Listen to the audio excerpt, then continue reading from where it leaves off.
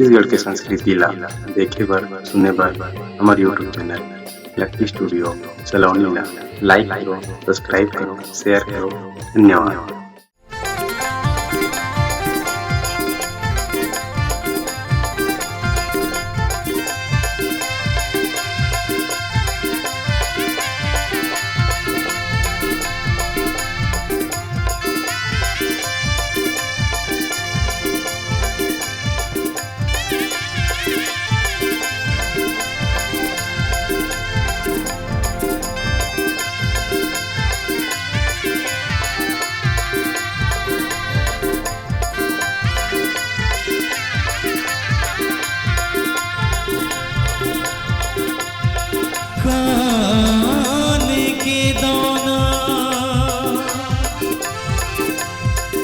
खोपा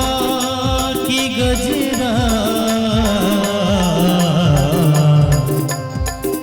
माथ की गुलिया लगाए पहिर के खिलवा मन मोहे जहुरिया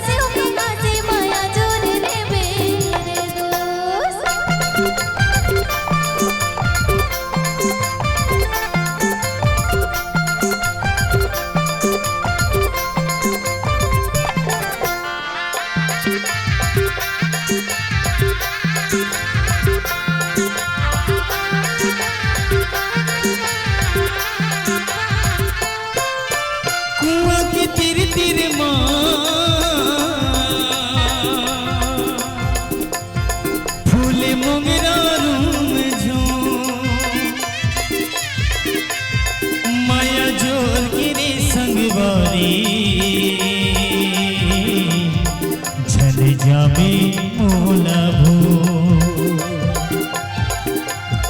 माया जोर गिरी संगवारी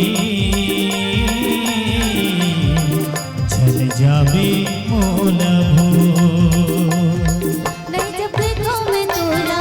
लगे मोला जैसे गरिया बादल छाए अब तो तय आजा सोने का बादल बन के हाय मोर राजा तोर बैठा के झुलना मोला निकला के जिंदगी तोर हो गई अब तो लोही मोरे तोर माया के खातिर उदासियों में घासे माया जोर ले बेदो तोर माया के खातिर उदासियों में घासे माया जोर ले बेदो।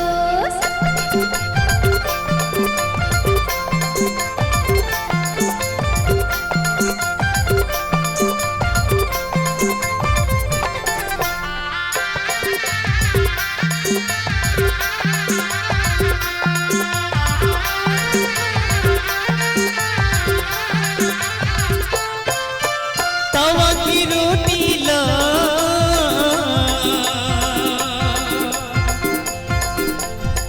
ये जरोई डारना मोला बोली औ बचन हरोई डारना मोला बोली औ बचन